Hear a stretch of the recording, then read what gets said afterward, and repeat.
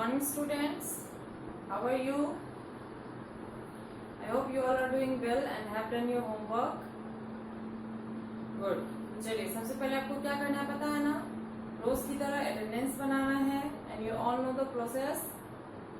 Comment section में जाना है और वहां पे अपना नाम लिख देना है ना. और अगर आपसे नहीं होता है तो अपने पेरेंट्स को बोलिए, वो आपका अटेंडेंस बना देंगे. ठीक है, चलिए तो सबसे पहले ये काम कर लीजिए, फिर हम लोग आज की क्लास स्टार्ट करते हैं. ओके,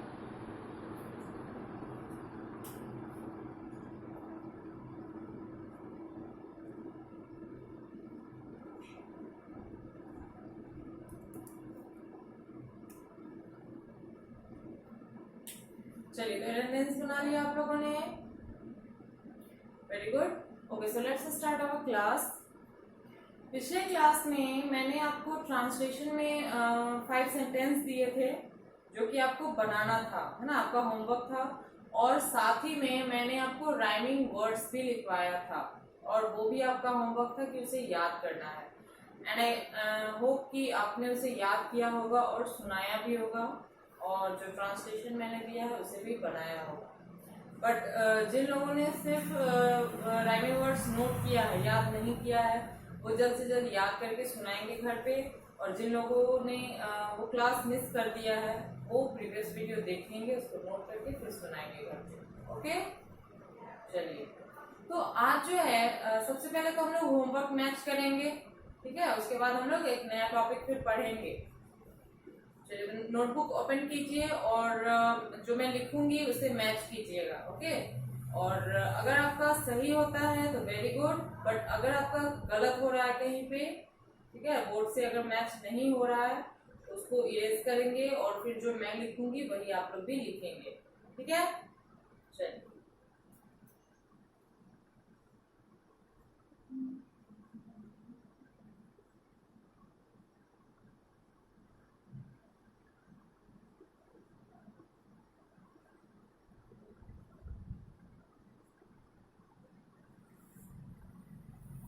पहला था, यह मेरा घर है. दिस और दैट का यूज करना था, माई एंड योर का भी. क्या होगा, यह का दिस, है का इज, मेरा का माई, घर का house. This is my house. ठीक है. सेकंड था, वह तुम्हारा झोला है. वह का दैट और झोला का हो जाएगा बैग. तो देखिए फिर क्या बनेगा,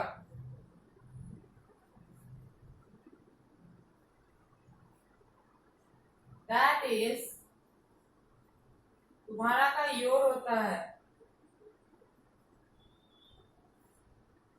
क्या बना, दैट इज योर बैग. चलिए नेक्स्ट है, यह आपका खिलौना है. यह के लिए फिर दिस, खिलौना का टॉय और आपका का योर. एक और बात समझ लीजिए, योर जो है तुम और आप दोनों के लिए यूज होता है. आप लोग या तुम लोग के लिए भी, सॉरी, तुम और आप के लिए यू, तुम्हारा या आपका, आप लोग का, ठीक है, इन सबों के लिए योर.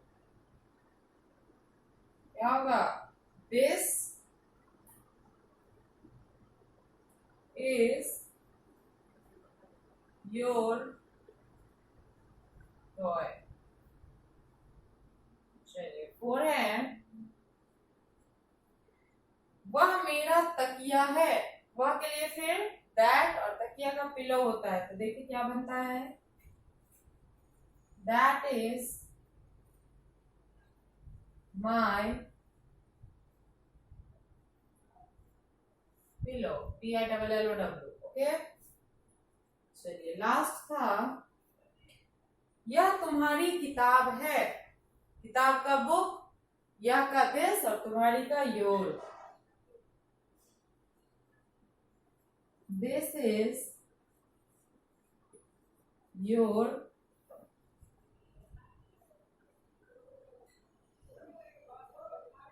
बुक. ठीक है,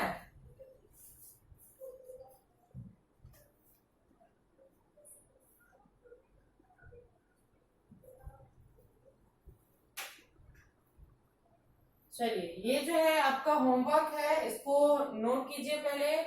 अगर आपका सही हो रहा है तो वेरी गुड, बट गलत है तो इससे मैच करके उसको इरेज करके ठीक कीजिए, ठीक है। चलिए जल्दी से नोट कीजिए।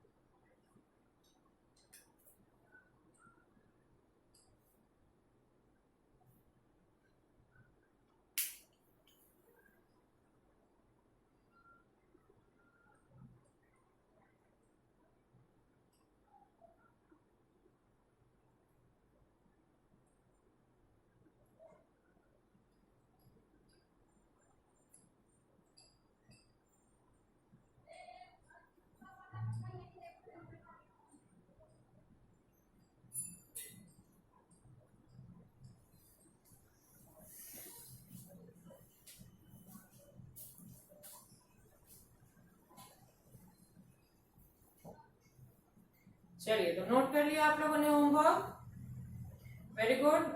जब आपने नोट कर ही लिया है तो मैं इसको वाइप कर रही हूँ, ठीक है, क्योंकि हम लोग आगे भी पढ़ेंगे अभी।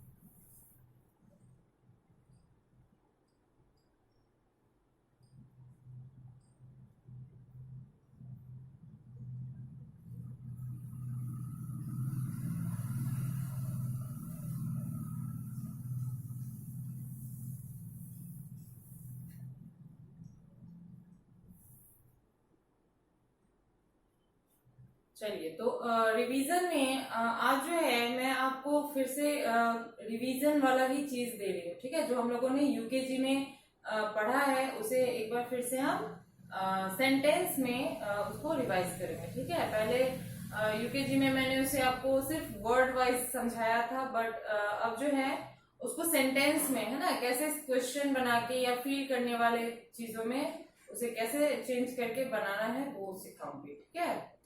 तो एनिमल्स एंड बेबीज से हम स्टार्ट करते हैं। तो पिछले क्लास में मैंने आपको animals and babies name directly समझाया था, जैसे कैट का किटन, लायन का कब, है ना, काव का काफ, इस तरीके से डायरेक्ट हमने पढ़ा था।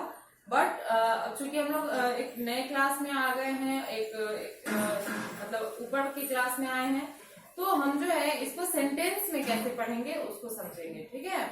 तो चलिए, नोटबुक ओपन ही रखिएगा, साथ में पेंसिल इरेजर भी रखिएगा। मैं लिखूंगी तो आप लोग भी लिखेंगे, बट जब मैं समझाऊंगी, ठीक है, कि किस तरीके से इसे लिखना है और कैसे क्या है, तो आप समझेंगे उसे, ठीक है। चलिए,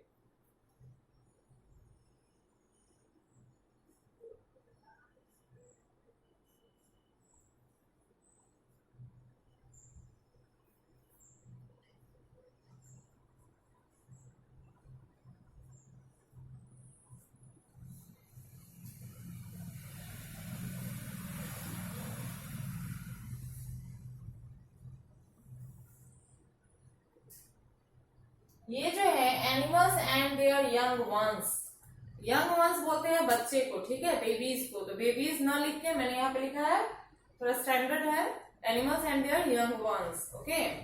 ये आप टॉपिक लिखेंगे सबसे ऊपर, ठीक है।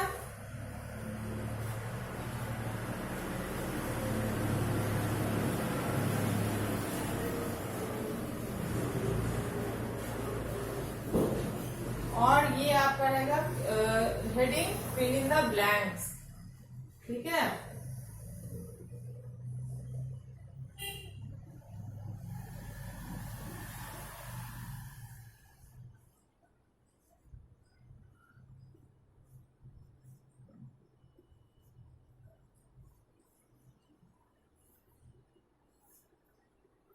देखिए, जो हम लोगों ने डायरेक्टली पढ़ा था, है ना, काऊ के बच्चे को क्या कहते हैं, ठीक है, उसको अब हम सेंटेंस में कैसे पढ़ेंगे। तो the baby of a cow is called dash, मतलब गाय के बच्चे को क्या कहते हैं, क्या कहते हैं, काफ, है ना, पढ़ा है हम लोगों ने, ठीक है। इसी तरीके से बाकी सभी बनाएंगे, तो फिर देखिए,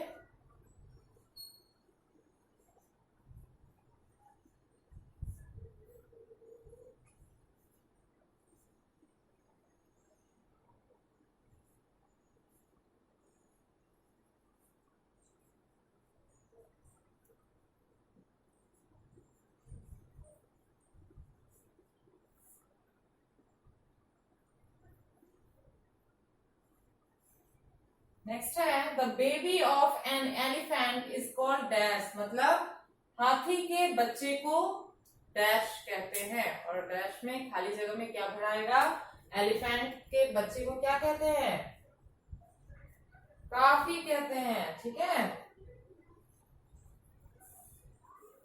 चलिए नेक्स्ट है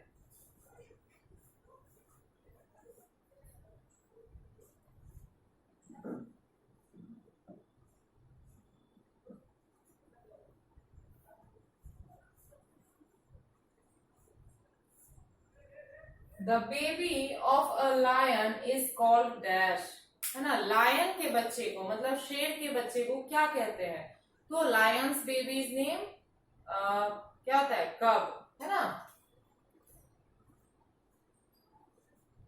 ओके। चलिए फिर नेक्स्ट है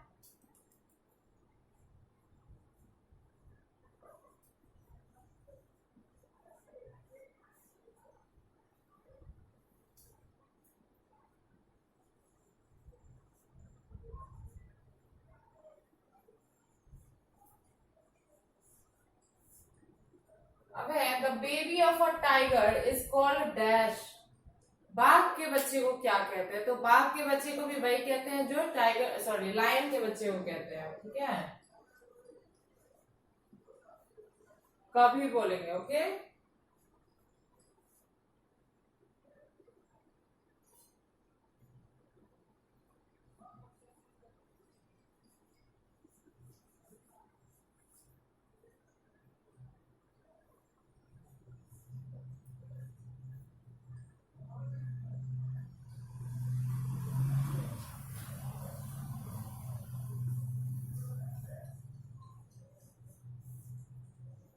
अब है the baby of a bear is called dash, भालू के बच्चे को क्या कहते हैं, आई थिंक आपको पता होगा, कभी बोलते हैं उसे, ठीक है, जो लायन और टाइगर के बच्चे को कहते हैं वही बियर के बच्चे को भी कहते हैं, ओके। चलिए, तो ये जो है इसको साफ सुंदर और अच्छे राइटिंग में नोटबुक में नोट कीजिए, ठीक है। लिखने का तरीका एक बार समझ लीजिए, सबसे ऊपर तो हम सब्जेक्ट नेम लिखेंगे, ओके, उसी के नीचे जस्ट नीचे लिखना है animals and there young ones, क्योंकि ये हमारा टॉपिक है। उसके बाद फर्स्ट लाइन में आपको लिखना है फिल इन द ब्लैंक्स, मतलब खाली जगह को भरिए, और फिर सेकंड लाइन से इसको लिखना शुरू कीजिएगा, ओके। अगर एक लाइन में पूरा सेंटेंस नहीं आता है तो फिर नेक्स्ट लाइन में हम उसको लिखेंगे, और फिर एक और बात समझ लीजिए कि अगर एक लाइन में ये नहीं आ पा रहा है और आप नेक्स्ट लाइन यूज कर रहे हैं, ठीक है, तो नेक्स्ट लाइन में वहीं पे स्टॉप कर देना है, ना कि वहीं से सेकंड आप शुरू कर दीजिएगा, ऐसा नहीं करना है, ठीक है। जैसे ये लाइन हमारा यहाँ ना खत्म हो गई, यहाँ खत्म हुआ इतना पे ही, तो यहीं से सेकंड लाइन नहीं शुरू करना है, यहाँ नए लाइन से सेकंड लाइन शुरू करना है, ठीक है।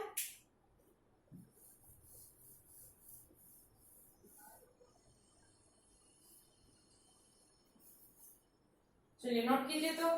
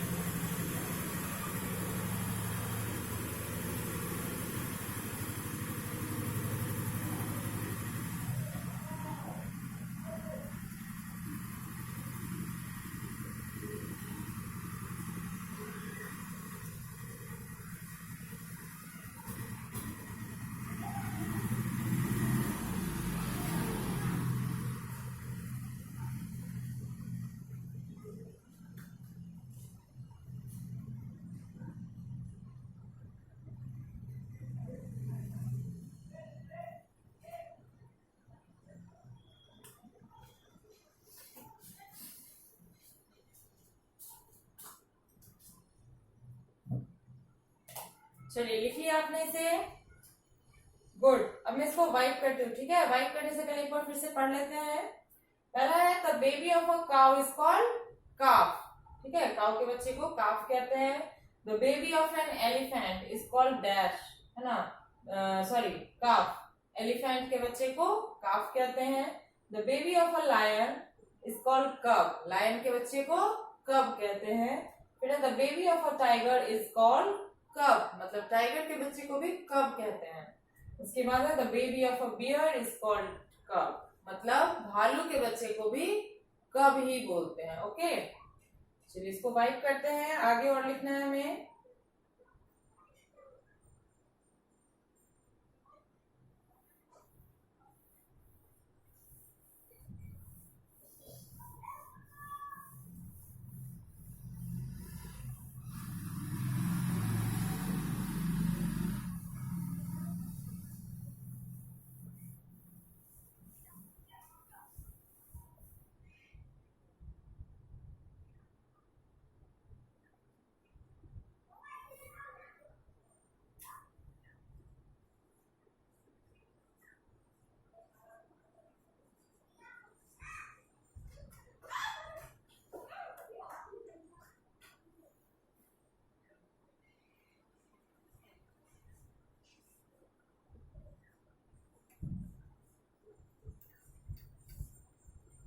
चलिए नेक्स्ट है the baby of a camel is called dash, मतलब ऊंट के बच्चे को क्या कहते हैं।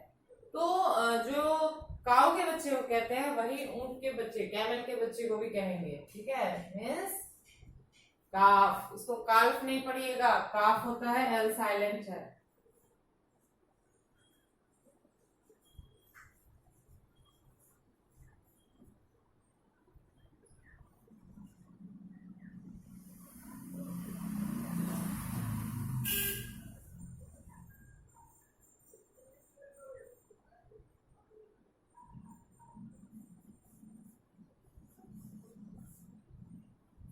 अब है the baby of a giraffe is called dash, giraffe के बच्चे को क्या कहते हैं, पता है आप लोगों को। मैंने पिछली क्लास में बताया था आपको, जिराफ के बच्चे को भी काफी बोला जाता है, ठीक है।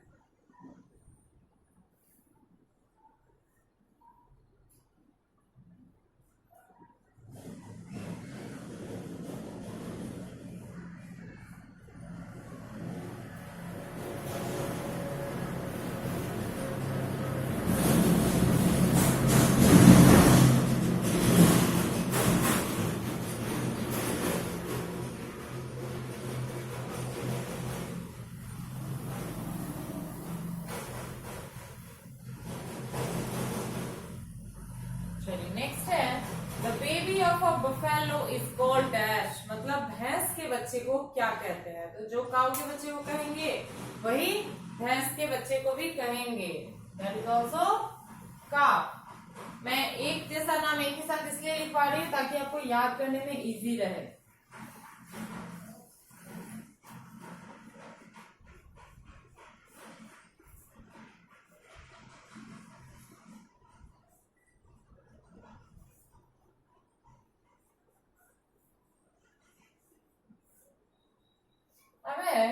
The baby of a goat is called dash, बकरी के बच्चे को क्या कहते हैं। तो बकरी के बच्चे को कहते हैं किड, ठीक है,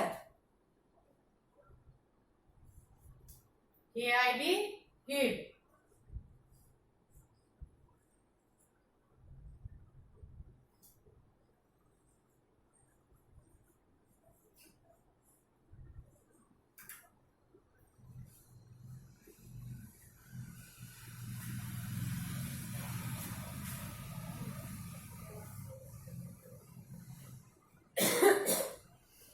the baby of a goose is called dash, goose means होता है हंस, ठीक है। तो उसके बच्चे को क्या कहते हैं। तो गूज के बच्चे को कहते हैं गुजलिंग, ओके। स्पेलिंग है उसका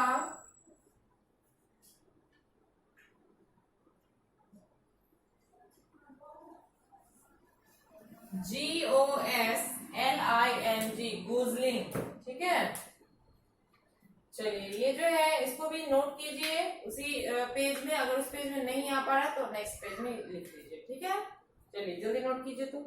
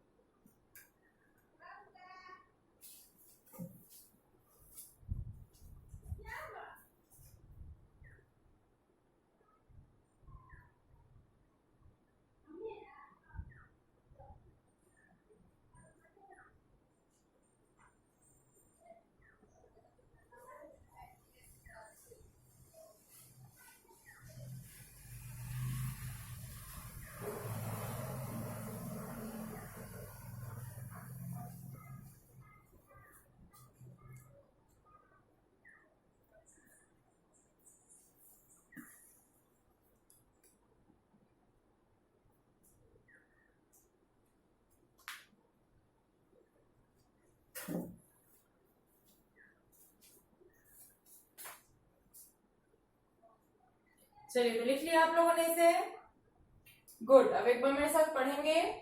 6 है, the baby of a camel is called calf, मतलब ऊंट के बच्चे को क्या कहते हैं, तो ऊंट के बच्चे को काफ कहते हैं, ओके। फिर है the baby of a giraffe is called calf, giraffe के बच्चे को भी क्या कहेंगे, काफ ही कहेंगे।